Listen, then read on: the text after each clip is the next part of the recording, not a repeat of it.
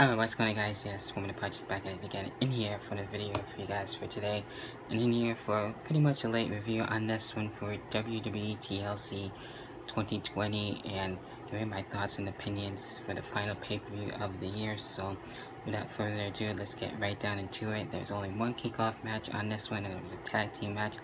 Basically, anyone can show up on the actual kickoff at this point, basically, since there's no live events. And this one, we had Big E, Daniel Bryan, Otis, and Chad Gable. That's right, Chad Gable actually being himself, which is awesome.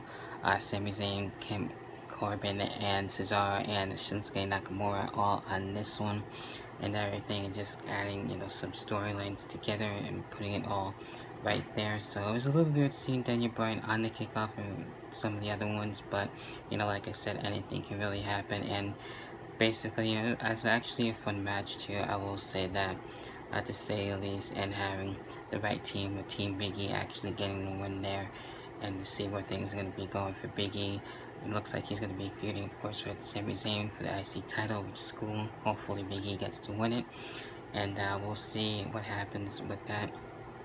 And then we start things off with one of the TLC matches, WWE Championship, Drew McIntyre and AJ Styles.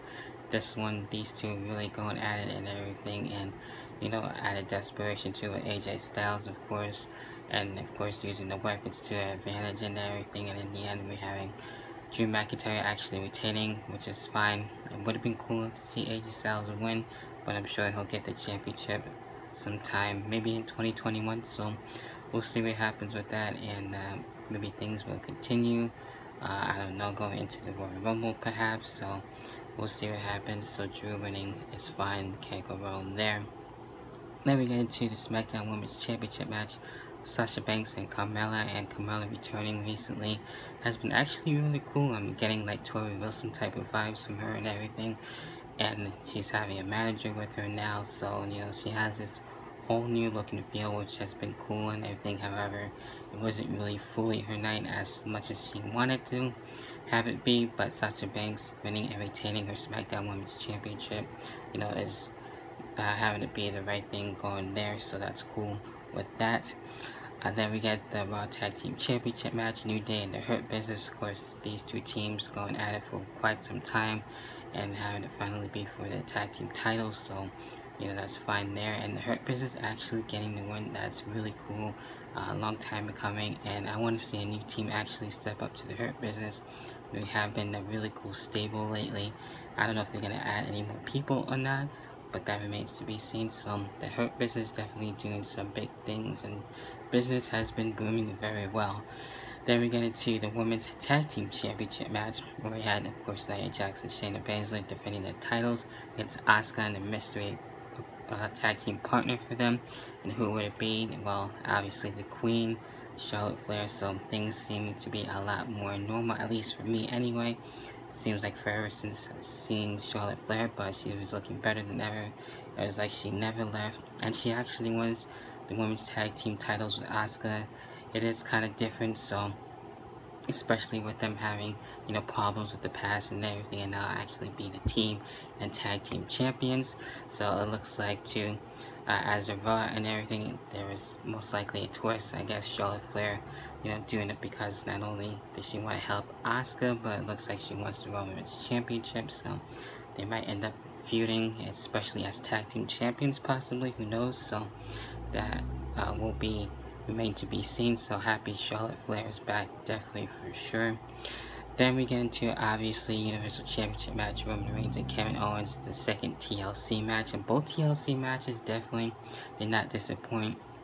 Of course, we had with Jey Uso actually getting involved in everything and trying to stop Kevin Owens from getting involved in everything, and actually being able to just do everything that he can to help out Roman Reigns. And in the end, obviously Roman Reigns actually gets the win, unfortunately. So that's fine, makes sense. So I'm sure they'll continue things. And to note off with the first TLC match, definitely we had The Miz cashing in on that, so things were a little bit different there. The Miz, unfortunately, obviously didn't get to successfully cash in. Kind of sucks on that, and things haven't gone well with the Money in the Bank briefcase. and it should be, you know, treated more important. But when you have these failed cash-ins, it does happen, but it is what it is there. So another side note on that. Then we get into, of course, the Inferno match with Randy Orton and the Fiend on this one, and this one was pretty crazy. Different type of style Inferno match where the fire was actually like around the barricades, not, you know, around the ring like normal typical Inferno match and everything. So, you know, these two, you know, trying everything that they can to set each other on fire, and, you know, having every, you know, special move or big move, the flames are actually, you know, just shoot up and everything. So I almost forgot how intense these matches can actually be and everything. So there was no referee or anything like that. It was basically like a street fight or something like that, an unsanctioned match, really, basically, if you want to put it that way. And Randy Orton actually beating the Fiend and actually literally setting him on fire and everything. So I actually feel like the Fiend will come back at some point from the other side and actually do something with Randy Orton to continue things.